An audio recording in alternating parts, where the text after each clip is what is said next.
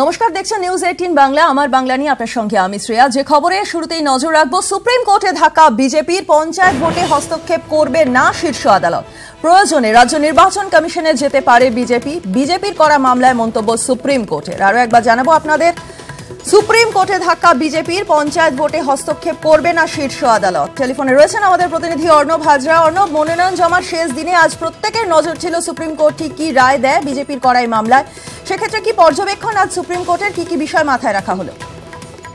Supreme court আজ রাজ্য বিজেপির করা যে মামলা, যেখানে কেন্দ্রীয় বাহিনী অর্থাৎ পর্যাপ্ত নিরাপত্তার কারণে যে আবেদন করা হয়েছিল, এই আবেদনটিকে ছুঁড়ে ফেলে দিল এবং পরিষ্কার জানিয়ে দিল ইতিমধ্যেই পশ্চিমবঙ্গের রাজ্য নির্বাচন কমিশন যে ভোটের প্রস্তুতি এবং পর্ব শুরু করে দিয়েছে, সেখানে সুপ্রিম কোর্ট, দেশের শীর্ষ আদালত, হস্তক্ষেপ করবে না। এর কারণ হিসেবে সুপ্রিম কোর্টে জানাচ্ছে, এর আগে সুপ্রিম কোর্টে যে এক সেলিব্রেটেড জাজমেন্ট রয়েছে, তাহলে MS গিল জাজমেন্ট, সেখানে পরিষ্কারভাবে বলা ছিল যে কোনো নির্বাচন প্রক্রিয়া রাজ্য নির্বাচন কমিশন কর্তৃক যা হয়, তা যদি একবার প্রসেস হিসেবে স্টার্ট হয়ে যায়, সেটা কোনো জুডিশিয়ারি সেখানে ইন্টারফেয়ার করতে পারে না। কাজেই সুপ্রিম কোর্ট তা ছুঁড়ে ফেলে দিলে এবং সেখানে একটা পরামর্শ করে জানানো হলো, তাদের কোনো অভাব অভিযোগ থাকলে তা রাজ্য নির্বাচন কমিশনের কাছে তারা জানাক। এই বিষয়ে তার কোনো নোটও দেবে না, এই নির্দেশেও তাই ডিসমিস করছে এই মামলা, খারিজ করছে রাজ্য বিজেপির এই মামলা। দেখো, আমাদের দেশের যে সংবিধান রয়েছে, সেই সংবিধানে পরিষ্কারভাবে জানানো হয়েছে, পঞ্চায়েত নির্বাচন নিয়ে যে কোনো রকমের সমস্যা, সুযোগ সুবিধা, অভাব অভিযোগ সবকিছু দেখার দায়িত্ব সংবিধান প্রদত্তভাবে রাজ্য নির্বাচন কমিশনের। রাজ্য নির্বাচন কমিশন যদি মনে করে যে নির্বাচন প্রক্রিয়া এখনো পর্যন্ত চলছে তা পিসফুলি, তাদের মনে হচ্ছে না কেন্দ্রীয় বাহিনী নেওয়ার প্রয়োজন নেই, সেটাই সর্বৈব। যদি তার কোনো রকম পরিবর্তন করতে হয়, তাহলে রাজ্য নির্বাচন কমিশনকে কোনো আদালতে গিয়ে বলতে হবে কেন্দ্রীয় বাহিনী চাই, সেটা হাইকোর্ট হতে পারে, সেটা সুপ্রিম কোর্ট হতে পারে।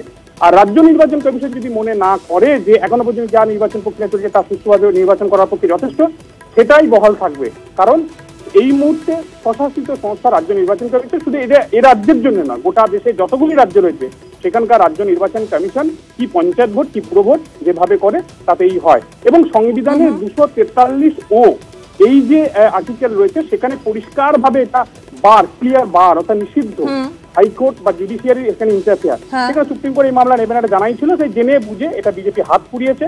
জানি না আইনজীবীরা অধিকাংশ বলছেন হয়তো মিডিয়া ট্রায়াল করে একটা ফায়দা তোলার চেষ্টা করেছিল রাজ্য বিজেপি, সেই আশা তো আর সুপ্রিম কোর্ট জল ঢেলে দিয়েছে। ধন্যবাদ অর্ণব। আমরা শুনে নেব বিজেপির আইনজীবী পার্থ ঘোষ ও সরকার পক্ষের আইনজীবী কল্যাণ বন্দ্যোপাধ্যায়ের বক্তব্য। हम लोग सुप्रीम कोर्ट में आया था एक्चुअली मेन ग्रीवेंस लेके, जो नॉमिनेशन फाइल कर नहीं पा रहा था।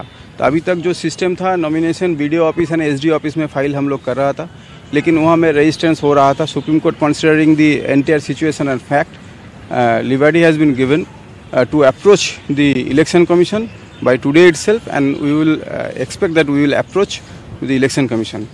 सुप्रीम कोर्ट ने इंटरफेयर नहीं किया। सुप्रीम कोर्ट बोला जिस कैंडिडेट को कोई ग्रीवांस है तो वो ग्रीवांस उन्होंने स्टेट इलेक्शन कमीशन के।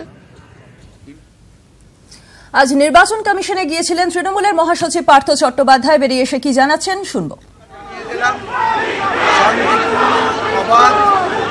নির্বাচন আপনি করুন, চাপের কাছে নথি স্বীকার করার দরকার নেই। আপনার যা অধিকার আছে সেই অধিকারের মতন আপনি কাজ করবেন। এবং আমরা যেমন আমরা যারা দল হিসেবে তৃণমূল কংগ্রেস লড়াইয়ে আছে, মানুষের পাশে আছে, মমতা ব্যানার্জির নেতৃত্বে উন্নয়নকে সামনে রেখেই আমরা লড়াই করব।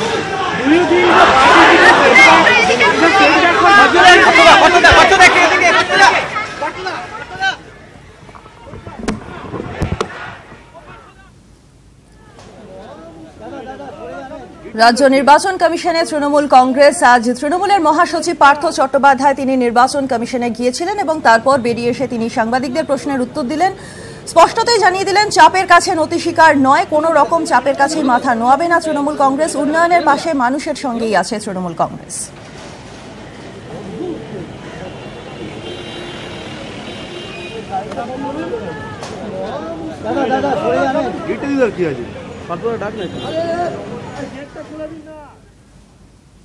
সকাল থেকে যে খবরে আমরা নজর রেখেছি, সুপ্রিম কোর্টে ধাক্কা আজ বিজেপির, পঞ্চায়েত ভোটে হস্তক্ষেপ করবে না শীর্ষ আদালত। প্রয়োজনে রাজ্য নির্বাচন কমিশনে যেতে পারে বিজেপি।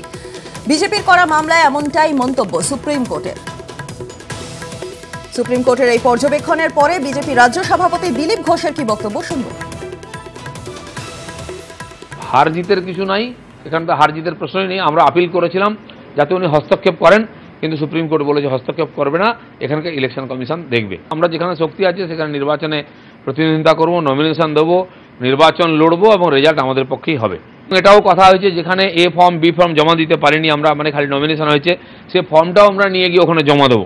যদি নেন ওনারা ঠিক আছে, আর না হলে নমিনেশন এবারে হবে না, 100% আর বিনা প্রতিদ্বন্দ্বিতায় টিএমসি জিতবে। হাইকোর্টের নির্দেশ অগ্রাহ্য করেছে রাজ্য পুলিশ, তাদের বিরুদ্ধে ব্যবস্থা নিতে হবে এই অভিযোগে আজ কলকাতা হাইকোর্টে মামলা করেন অধীর চৌধুরী। তার মামলায় অনুমতি দিয়েছে আদালত। পঞ্চায়েত ভোটে প্রার্থীদের নিরাপত্তা সুনিশ্চিত করার দাবিতে গত 6 এপ্রিল মামলা করেন প্রদেশ কংগ্রেস সভাপতি। অধীরের দাবি, সেই সময় বিচারপতি অরিজিৎ বন্দ্যোপাধ্যায় নিরাপত্তার বিষয়ে ব্যবস্থা নিতে জেলার পুলিশ সুপারদের নির্দেশ দিয়েছিলেন। তারপরও পুলিশ সেই নির্দেশ উপেক্ষা করেছে বলে অভিযোগ অধীরের। আজ তার করা এই মামলার শুনানি মঙ্গলবার হতে পারে। তবে পঞ্চায়েত ভোটে বাহিনী নিয়ে সুপ্রিম কোর্টে বিজেপির মামলা নিয়ে অবশ্য অধীর মন্তব্য করতে চাননি।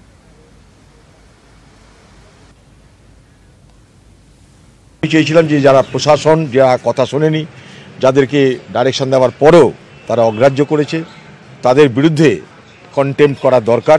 কারণ না হলে বিচার ব্যবস্থাকে অগ্রাহ্য করার হিম্মত আরও বেড়ে যায়। দুর্ভাগ্যজনক, এরকম কি করে হয়? গণতন্ত্র সকলের অধিকার আছে। এবং উনি এটাও বললেন যে আজ যেহেতু যে আপনাকে রায়টা দিয়েছিল, ইন্টারিম অর্ডারটা দিয়েছিল, তিনি নেই, তাই আজকেই কন্টেম্প্টের জন্য আমি কিছু বলতে পারছি না। আপনি জমা দিয়ে যান এপিডেভিট, খুব শীঘ্র আপনাকে তারিখ জানিয়ে দেওয়া হবে। রাজ্য নির্বাচন কমিশন মতানৈক্য, নির্বাচন পর্যবেক্ষক নিয়ে দুপক্ষের মতানৈক্য। 342টি ব্লকের জন্য পর্যবেক্ষক চায় কমিশন, কিন্তু 171 জনের বেশি পর্যবেক্ষক দিল না রাজ্য। আরো একবার জানাবো আপনাদের, রাজ্য নির্বাচন কমিশনের মধ্যে মতানৈক্য তৈরি হয়েছে। নির্বাচন পর্যবেক্ষক নিয়ে দুপক্ষের মধ্যে এই মতানৈক্য সৃষ্টি হয়েছে। 342টি ব্লকের জন্য একদিকে যেরকম কমিশন পর্যবেক্ষক চেয়েছে, কিন্তু 171 জনের বেশি পর্যবেক্ষক দিচ্ছে না রাজ্য। তুহিন দাস চন্দ্র প্রতিনিধি এই মুহূর্তে রয়েছেন টেলিফোনে। তুহিন, কোথায় ঠিক মতানৈক্য তৈরি হয়েছে নির্বাচন কমিশনের সঙ্গে রাজ্যের? মতানৈক্য ঠিক এই জায়গায় যে রাজ্য নির্বাচন কমিশন পঞ্চায়েত নির্বাচনের জন্য জেলার রাজ্যের যে 342টি ব্লক, সেই 342টি ব্লকের জন্য প্রতি ব্লকে একজন করে কিন্তু পর্যবেক্ষক দিয়ে রাজ্য সরকারকে ইতিমধ্যেই চিঠি দিয়েছে। অর্থাৎ প্রতি ব্লকের জন্য একজন করে অবজারভার বা পর্যবেক্ষক। কিন্তু রাজ্য সরকার যেটা বলছে যে তাদের পক্ষে এত সংখ্যক পর্যবেক্ষক পঞ্চায়েত নির্বাচনের জন্য দেওয়া সম্ভব নয়। 171 জনের লিস্ট তারা তালিকা ইতিমধ্যেই কিন্তু নির্বাচন কমিশনকে পাঠিয়েছে।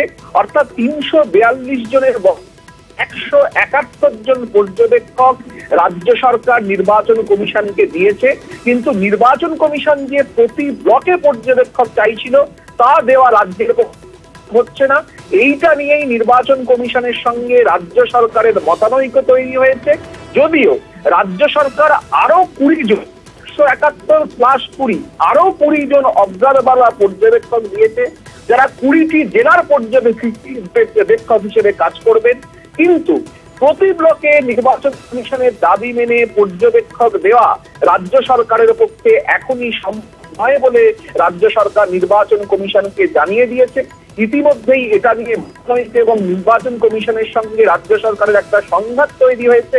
তবে নির্বাচন কমিশন আবার রাজ্য সরকারকে চিঠি দিয়েছে যে এই অতিরিক্ত পর্যবেক্ষক দেওয়ার জন্য। রাজ্য সরকার যদিও চিঠির এখনো পর্যন্ত কোনো জবাব দেয়নি, এবং যে সমস্ত পর্যবেক্ষকরা ইতিমধ্যেই 171 যে পর্যবেক্ষক দিয়েছে রাজ্য সরকার, তারা ইতিমধ্যেই কিন্তু জেলায় যাওয়া শুরু করেছে। ধন্যবাদ।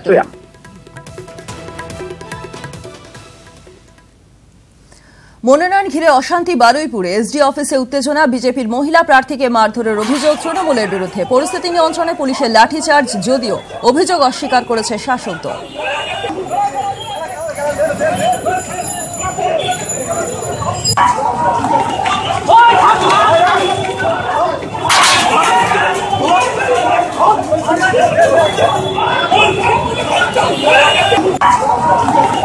Oh,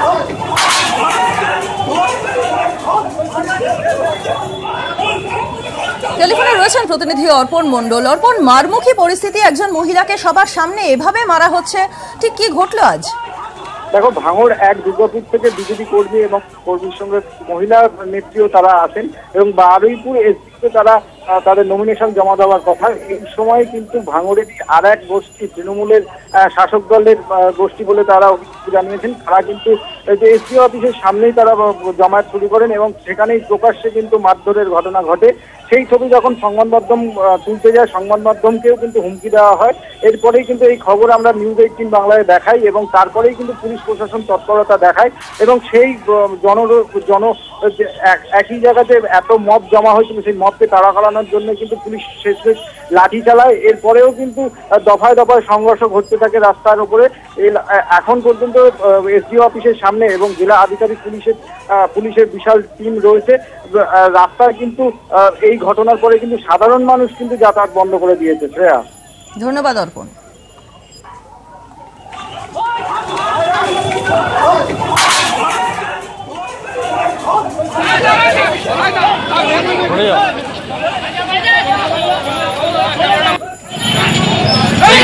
অশান্তির ছবি বারুইপুরে আপনারা দেখছেন, একদিকে মহিলা প্রার্থীকে মারধর করা হচ্ছে এবং তারপরই ঘটনাস্থলে পুলিশ আসে এবং পুলিশও পরিস্থিতি নিয়ন্ত্রণে লাঠি চালাতে বাধ্য হয়। বিজেপির মহিলা প্রার্থীকে মারধরের ছবি একদিকে আপনারা দেখছেন, পরিস্থিতি নিয়ন্ত্রণে পুলিশের লাঠিচার্জের ছবি অন্যদিকে।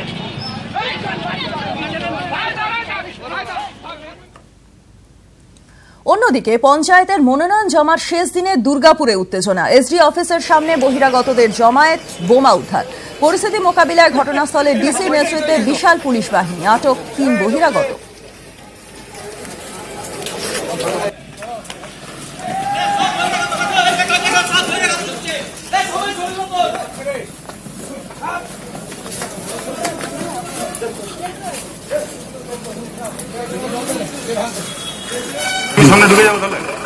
জয়ন্ত বিশ্বাস প্রতিনিধি এই মুহূর্তে রয়েছেন টেলিফোনে। জয়ন্ত, পুলিশ ঠিক কি জানাচ্ছে এই ঘটনা সম্পর্কে, কি পরিস্থিতি এখন?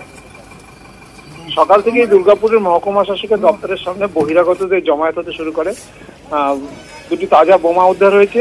যেটা জানা যাচ্ছে যে বিজেপি মূলত বহিরাগত, অর্থাৎ ঝাড়খণ্ডের কিছু অংশ থেকে এবং অন্যান্য জায়গা থেকে লোকজন এনে মনোনয়নপত্র জমা করার চেষ্টা করে এবং তার জন্য বহিরাগতদের ভিড় করে এবং তাদের সঙ্গে অস্ত্র, বোমা এবং আগ্নেয়াস্ত্র ছিল।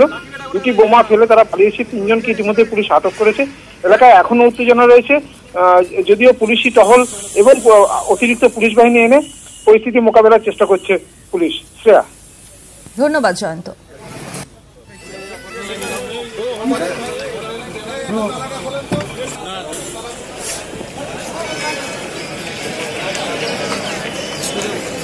পঞ্চায়েতে মনোনয়ন জমার শেষ দিনে দুর্গাপুরে উত্তেজনা ছবি আপনারা দেখছেন। এসডি অফিসের সামনে বহিরাগতদের জমায়েত, বোমা উদ্ধারের সেই ছবি আপনারা দেখছেন এবং পরিস্থিতি মোকাবিলায় ঘটনাস্থলে ডিসির নেতৃত্বে বিশাল পুলিশ বাহিনী পৌঁছে যায় সেখানে।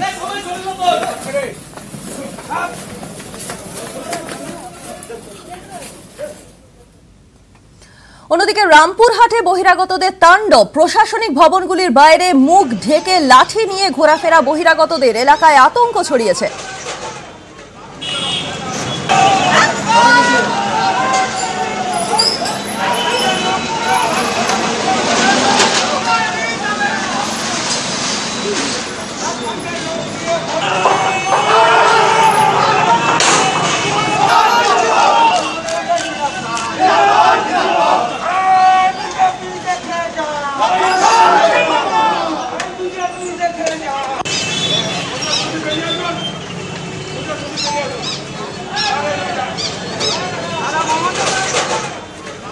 যখন এই ছবি, তখন বিরোধীরা মনোনয়ন জমা দিতে না পারলে যেন তাকে ফোন করেন, মনোনয়ন জমার ব্যবস্থা করে দেবেন তিনি, এমনটাই আজ মনোনয়ন প্রসঙ্গে মন্তব্য তৃণমূল জেলা সভাপতি অনুব্রত মণ্ডলের। কি বলছেন তিনি শুনবো। শিবলালকে অ্যারেস্ট করাবো পুলিশকে দিয়ে, কেন এসছে, কি জন্য এসছে? আমরা তো ঝাড়খণ্ড যাই না, ও তো মাওবাদী, আমরা জানি। ও তো বিজেপি পার্টি হয়ে বসে আছে, কি করবে? ঝামালি করবে? হ্যাঁ, কানা লাঠি একবার হারায়, বারবার হারায় না। কানা 2বার লাঠি হারায় না, একবার হারায়, আর কানা লাঠি হারাবে না। ঠিক আছে। শিবলালকে অ্যারেস্ট করাবো পুলিশকে দিয়ে, কেন এসছে, কি জন্য এসছে? আমরা তো ঝাড়খণ্ড যাই না, ও তো মাওবাদী, আমরা জানি। ও তো বিজেপি পার্টি হয়ে বসে আছে, কি করবে, ঝামালি করবে? হ্যাঁ, কানা লাঠি একবার হারায়, বারবার হারায় না। কানা দুবার লাঠি হারায় না, একবার হারায়, আর কানা লাঠি হারাবে না, ঠিক আছে? রাজ্য নির্বাচন কমিশনের বাইরে বামেদের বিক্ষোভ, সুজন চক্রবর্তীর নেতৃত্বে বিক্ষোভ ঘিরে উত্তেজনা, পুলিশের সঙ্গে ধস্তাধস্তি বাম কর্মী সমর্থকদের, সেই ছবি আপনারা দেখছেন।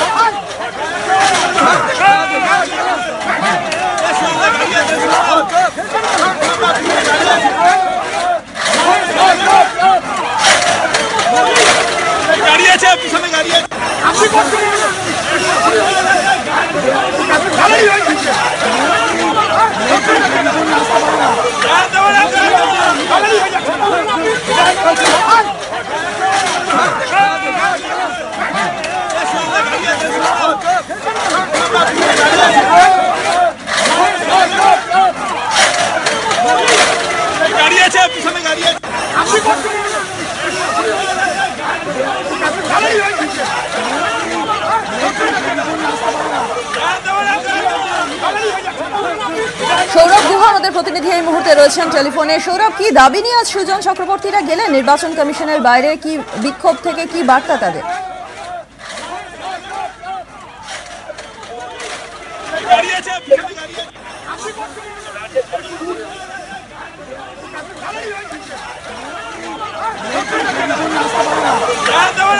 রাজ্য নির্বাচন কমিশনের বাইরে বামেদের বিক্ষোভের সেই ছবি আপনারা দেখছেন। সুজন চক্রবর্তীর নেতৃত্বে বিক্ষোভ ঘিরে উত্তেজনা, পুলিশের সঙ্গে ধস্তাধস্তি বাম কর্মী সমর্থকদের।